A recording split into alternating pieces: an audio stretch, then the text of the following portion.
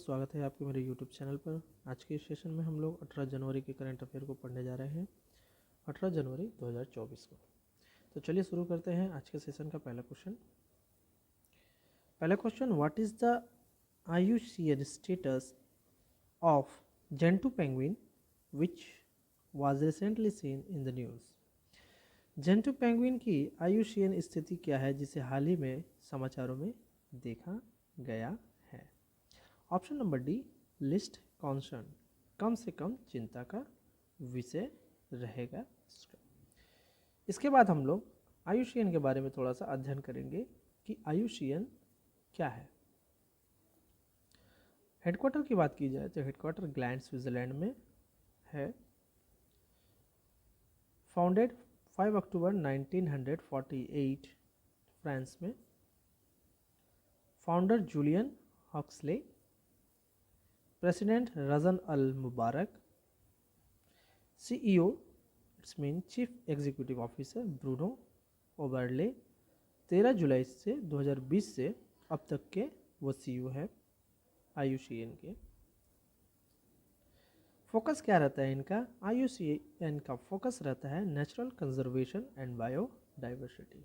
ठीक है, चलिए मूव करते हैं हम लोग अपने अगले क्वेश्चन पर। अगला क्वेश्चन, सरकार ने 2030 तक आकस्मिक मृत्यु को कम करने के लिए क्या लक्ष्य रखा है? What target has been government set to reduce the accidental death by 2030? Answer रहेगा ऑप्शन नंबर ए, 50%। ठीक है, चलिए अगला क्वेश्चन आपकी स्क्रीन पर। FASTag recently seen in the news, work on which of the following techniques.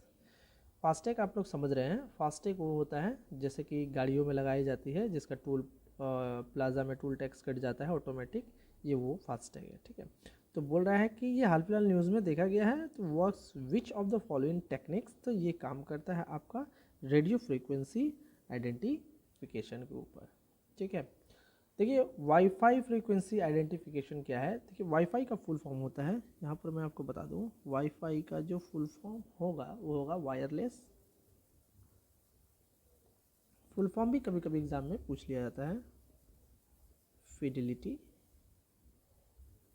ये इसका full form होता है। ठीक है, और वाईफाई का वर्क क्या रहता है, ये रेडियो सिग्नल को भेजता है wireless router to a nearby device. The radio signal send by wireless. ठीक है, वायरलेस के द्वारा रेडियो सिग्नल को router to nearby devices. ठीक है, ये इसका काम रहता है। रेडियो फ्रीक्वेंसी क्या है? रेडियो फ्रीक्वेंसी का वर्क मैंने आपको बता दिया जो फास्टैग में काम आता है। देखिए रेडियो फ्रीक्वेंसी में लॉन्ग वेव और शॉर्ट वेव दोनों होता है। रेडियो फ्रीक्वेंसी की बात की जाए, सी की अगर बात की जाए तो इसमें लॉन्ग वेव और शॉर्ट वेव दोनों काम करता है। ठीक है, लॉन्ग वेव में आपका लो फ्रीक्वेंसी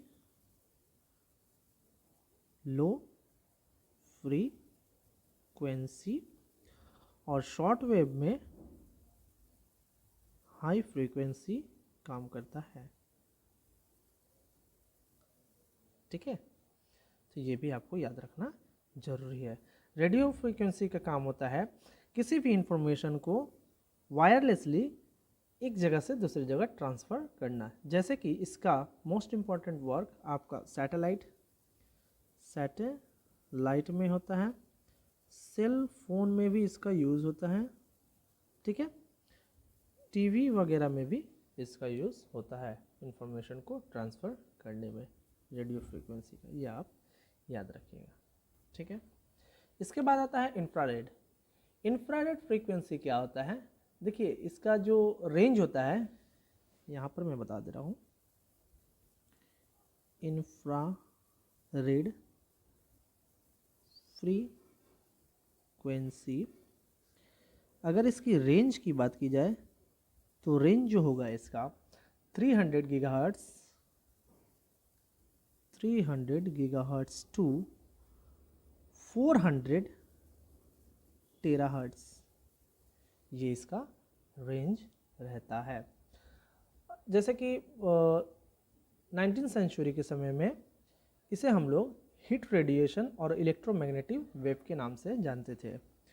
इन 19वीं सेंचुरी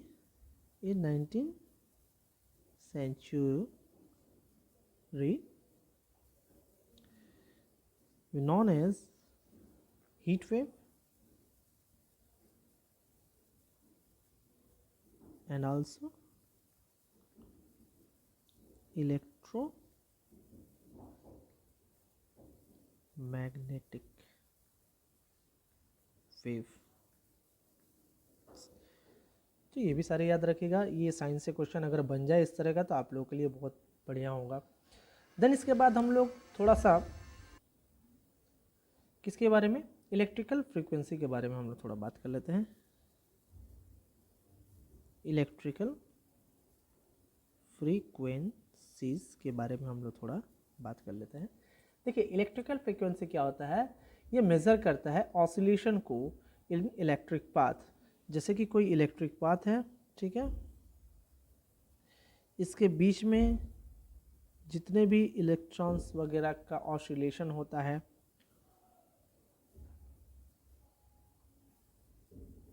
ऑसिलेशंस, मूवमेंट, जिसे मूवमेंट बोला जाता है, मूवमेंट को क्या करता है, मेज़र करता है। क्या करता है, उसे मेज़र करता है, ठीक है। और इसे हम लोग हर्ट्ज़ में काउंट करते हैं। इसे हम लोग काउंट करेंगे किस में, हर्ट्ज़ में, याद रखिएगा, ठीक है। तो इतना सारा आपको याद रहना चाहिए। चलिए मूव करते हैं अगले क्वेश्चन पर। अगला क्वेश्चन है Farsi recently seen in the news is the official language of which country. फारसी जो है हाल फिलहाल में न्यूज़ में बना रहा और ये आपसे पूछ रहा है कि ये कौन से देश का ऑफिशियल लैंग्वेज है। ऑप्शन नंबर ए ईरान, ये ईरान का ऑफिशियल लैंग्वेज है, ठीक है। अब चलिए हम लोग थोड़ा सा बात करते हैं सभी देश के कैपिटल के, प्रेसिडेंट्स के, करेंसी के, इसके बारे में थोड़ा सा अध्ययन करते हैं। सबसे पहले अगर ईरान की बात की जाए, ईरान, तो ईरान का जो कैपिटल होगा, कैपिटल तेहरान, ठीक है। प्रेसिडेंट की बात की जाए, प्रेसिडेंट की अगर बात की जाए तो हो गए इब्राहिम राइसी, इब्राहिम राइसी, ठीक है। अब इंडोनेशिया के बारे में थोड़ा सा हम लोग बात कर लेते हैं। इंडोनेशिया, इंडोनेशिया का कैपिटल जो होगा वो होगा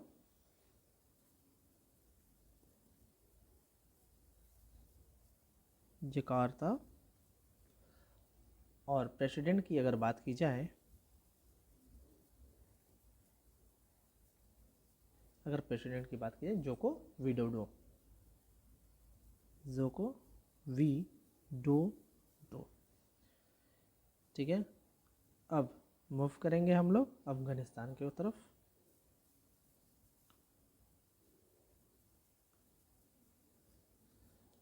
अफगानिस्तान के कैपिटल और करेंसी के बारे में अध्ययन कर लेते हैं। कैपिटल काबुल होगा, सभी को पता होना चाहिए। और करेंसी की बात करें तो अफगानी,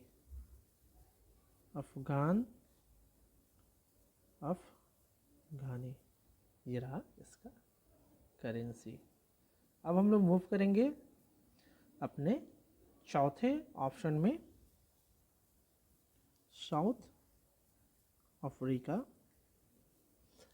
साउथ अफ्रीका का जो कैपिटल है वो होगा केप टाउन,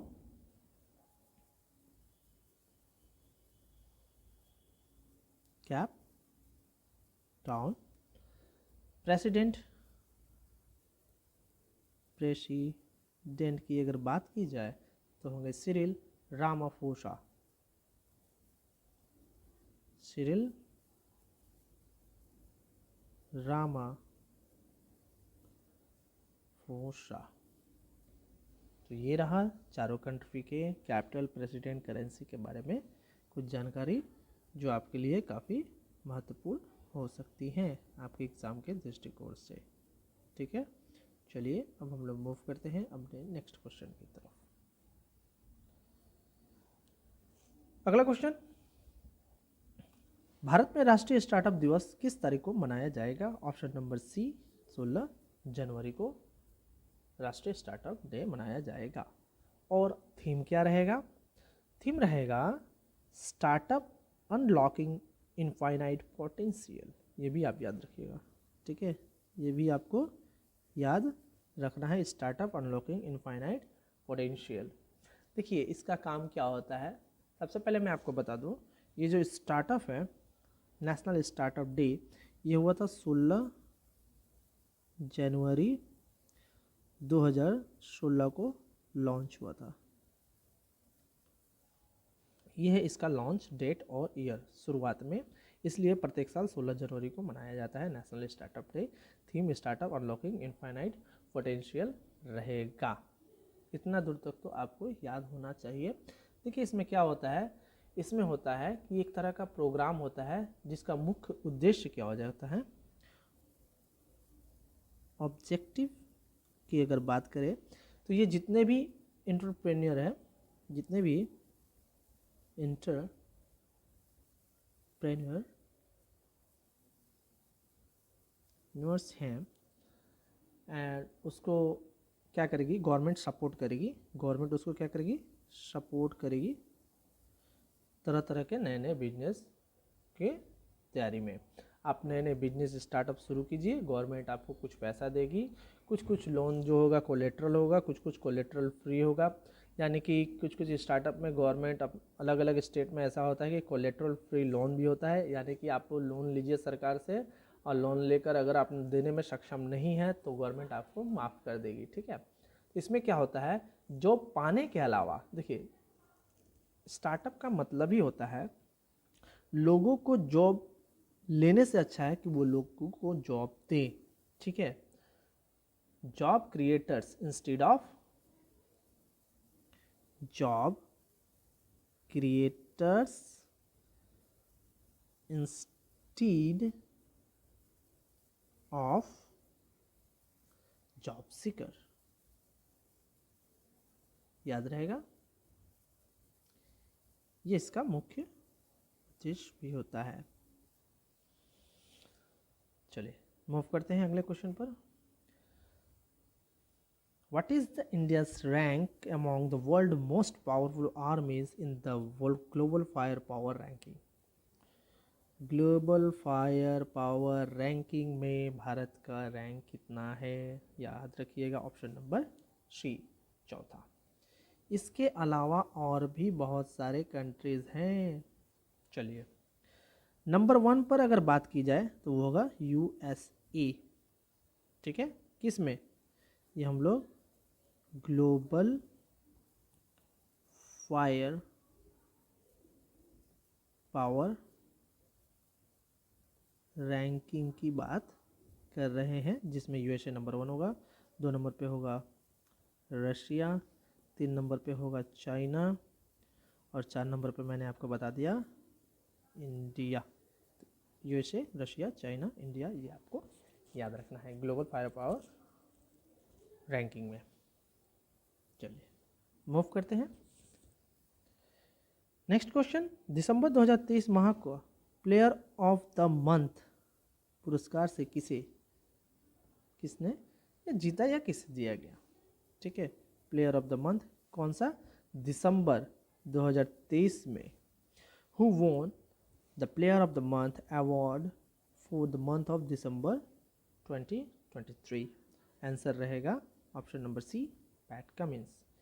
ठीक है, इसके अलावा और भी बहुत सारे लोगों को ये अवार्ड दिए गए हैं, जैसे कि जनवरी प्लेयर ऑफ द मंथ, फरवरी प्लेयर ऑफ द मंथ, मार्च प्लेयर ऑफ द मंथ, अप्रैल प्लेयर ऑफ द मंथ, मई प्लेयर ऑफ द मंथ। तो उसको हम लोग नेक्स्ट वाले स्लाइड में पढ़ेंगे। चलिए ये रहा वो लिस्ट। जैसे कि जनवरी 2023 में शुभमन गिल को मिला है जो कि इंडिया से है। फरवरी 2023 में हैरी ब्रूक जो कि इंग्लैंड से हैं। मार्च 2023 में साकिब अल हसन बांग्लादेश के हैं। अप्रैल 2023 में फ़खर जमान पाकिस्तान के। मई 2023 में हैरी टैक्टर आयरलैंड। जून 2023 में वनिंडू हराशांगा श्रीलंका। ये श्रीलंका का पहले प्लेयर है, फर्स्ट प्लेयर जिन्हें ये अवार्ड मिला है, ये भी याद रखिएगा, ये क्वेश्चन बन सकता है। जुलाई 2023 में क्रिस वॉक्स इंग्लैंड के। अगस्त में बाबर आजम पाकिस्तान। सितंबर में फिर से शुभमन गिल। अक्टूबर में सचिन रविंद्र न्यूजीलैंड, अभी के ये मतलब न्यूजीलैंड के एकदम उभरते सितारे हैं, खिलाड़ी हैं सचिन रविंद्र। नवंबर 2023 में ट्रेविस हेड ऑस्ट्रेलिया, जिन्होंने वर्ल्ड कप में काफ़ी अच्छा परफॉर्मेंस दिया था, जिसकी वजह से ऑस्ट्रेलिया ने वर्ल्ड कप को हासिल किया, जीता। दिसंबर 2023 में पैट कमिंस ऑस्ट्रेलिया। ठीक है, तो ये सारे के सारे 2023 में प्लेयर ऑफ द मंथ के लिस्ट जो है मैंने आपके सामने रख दिया है, जो आपके एग्ज़ाम के दृष्टिकोण से काफ़ी महत्वपूर्ण है, तो इसे देख लीजिएगा, पढ़ लीजिएगा। ठीक है, चलिए मूव करते हैं। अगला question, who will be awarded the highest honour Assam state Assam Vaibhav. ठीक है, असम वैभव किसे प्राप्त हुआ है? तो 2024 में जो प्राप्त हुआ है वो है रंजन गोगोई। देखिए, रतन टाटा को 2022-23 में शायद मिल गया था, इसके पहले उन्हीं को मिला था, और रंजन गोगोई को इस बार 2024 में दिया गया है। ठीक है, ये आप याद रखिएगा। हाँ, रतन टाटा को फर्स्ट टाइम दिया गया था 2021 में। ठीक है, 2021 में। अब थोड़ा सा एक्स्ट्रा जानकारी हम लोग प्राप्त कर लेते हैं। ये हाईएस्ट सिविलियन अवार्ड है असम का। चलिए थोड़ा सा पढ़ लेते हैं।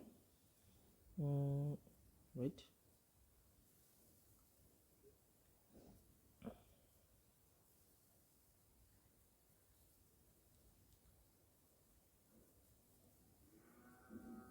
Highest civilian award of Assam, आइए देखते हैं। स्टेबलाइज्ड की बात करें तो 2021 में स्टेबलाइज्ड किया गया था। कितना साल हो गया? 3 इयर्स हो गया अब तक का। ठीक है, फर्स्ट अवार्ड मैंने आपको बता दिया था, फर्स्ट अवार्ड जो है वो रतन टाटा जी को दिया गया था 2021 में, ईयर भी मैं आपको बता दे रहा हूँ। लास्ट अवार्ड मतलब 2024 में रंजन गोगोई 2024 इस साल। अब इसके बाद ये तो हाईएस्ट सिविलियन अवार्ड हो गया असम का। जो लोअर है इसका असम सौरव के नाम से जाना जाता है। ठीक है, असम सौरव। ठीक है, ये भी किसके द्वारा दिया जाता है? ये असम सौरभ जो है ये गवर्नमेंट ऑफ असम के द्वारा दिया जाता है, गवर्नमेंट ऑफ असम के द्वारा ये अवार्ड दिया जाता है। राशि कितना होगा? रिवॉर्ड्स, अगर हम लोग रिवॉर्ड्स की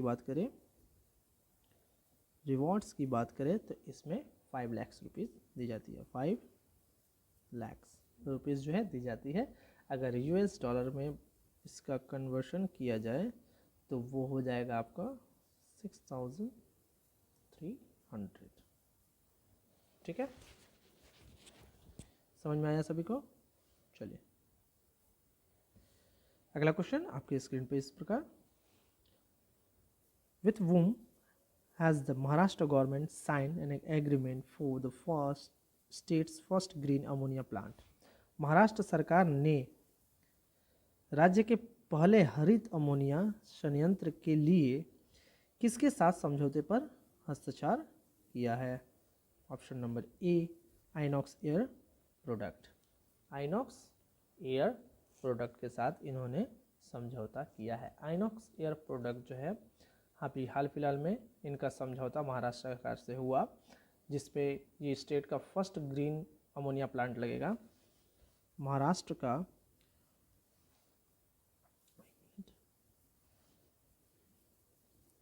फर्स्ट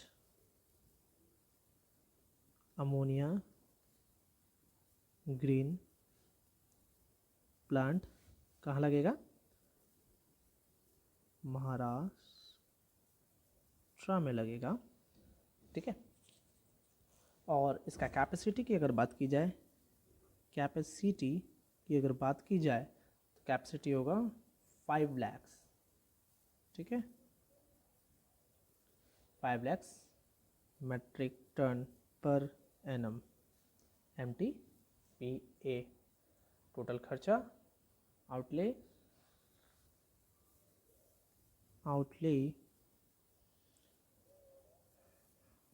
300 बिलियन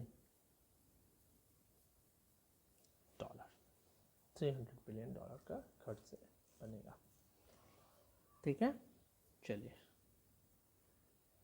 नेक्स्ट क्वेश्चन आपकी स्क्रीन पर इस प्रकार,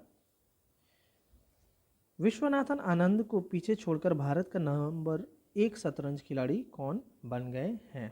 ऑप्शन नंबर ए रमेश बाबू प्रज्ञानंद। रमेश बाबू प्रज्ञानंदन। चलिए अब इसके बाद हम लोग टोटल चेस प्लेयर के ऊपर फोकस करेंगे। Top female player, top female player chess में। ठीक है, मतलब इस क्षेत्र से, चेस के क्षेत्र से अगर किसी प्लेयर का नाम आता है तो आप पकड़ लीजिएगा कि हाँ ये चेस प्लेयर है। हम्पी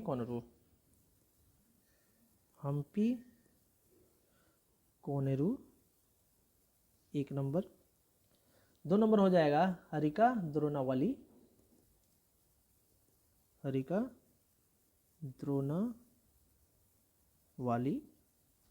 3 नंबर हो जाएगा वैशाली रमेश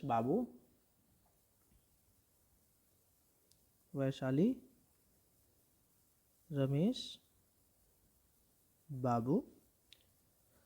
4 नंबर हो जाएगा वेलपुला सरायू।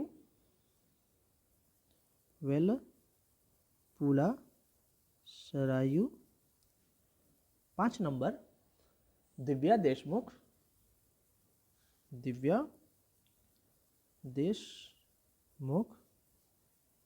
6 नंबर हो जाएगा आपका वंतिका अग्रवाल। वंतिका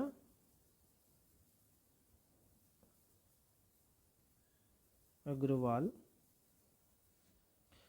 7 नंबर में तानिया सचदेव।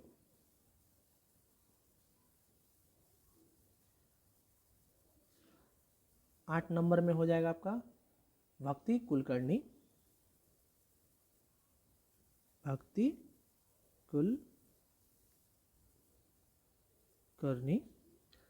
9 नंबर में हो जाएगा Savita Shri SHRI B। Next हो जाएगा आपका पद्मिनी रावत।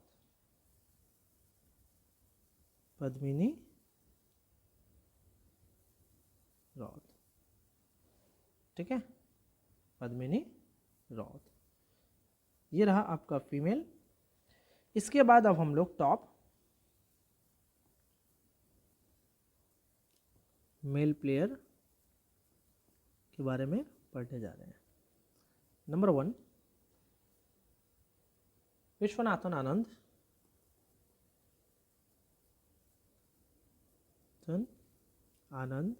ये आपको याद रखना है, ये आपके एग्जाम में पूछे जा सकते हैं। विदित गुजराती।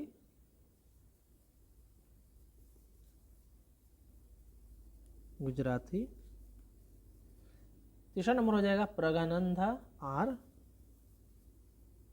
प्रज्ञानंदा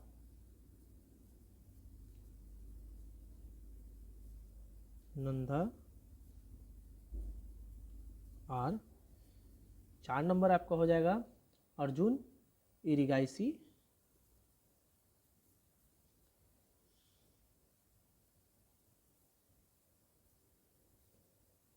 5वां नंबर हो जाएगा आपका गुकेश D।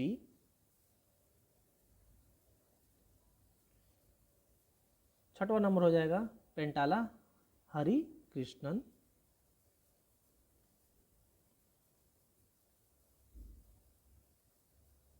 कृष्णन। 7वां नंबर हो जाएगा आपका निहाल सरीन।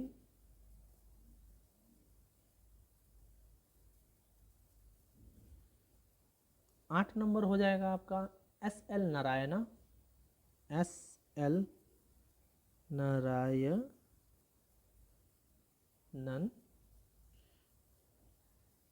9वां नंबर हो जाएगा रौनक सदवानी।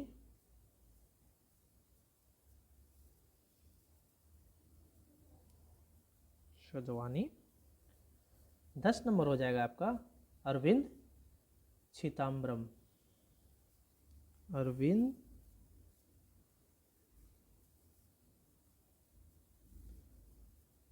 चिदम्बरम।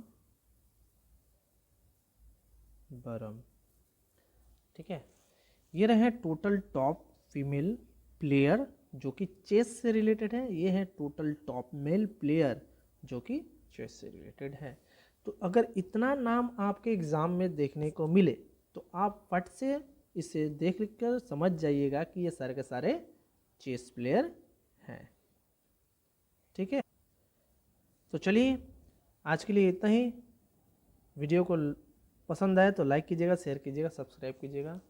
और एक बात मैं आप लोगों को बताना चाहूँगा, जैसे यूट्यूब में बहुत सारे वीडियोस चलते हैं, तो आप उन सभी बेकार वीडियो को लाइक सब्सक्राइब कर कर फालतू में अपना समय बर्बाद करते हैं। आप वे सभी वीडियो को लाइक शेयर सब्सक्राइब कीजिए जो आपके तरक्की में आपका साथ दे, देश के तरक्की में वो वीडियो साथ दे।